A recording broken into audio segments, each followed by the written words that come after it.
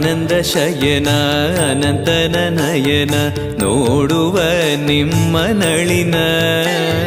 ವೀಣೆಯ ನುಡಿಸಿ ನಾದವ ಬೆರೆಸಿ ನಂದನ ಕರೆವ ಬದನ ಆನಂದ ಶಯನ ಅನಂತನ ನಯನ ನೋಡುವ ನಿಮ್ಮ ನಳಿನ ವೀಣೆಯ ನುಡಿಸಿ ನಾದವ ಬೆರೆಸಿ ನಂದನ ಕರೆವ ವದನ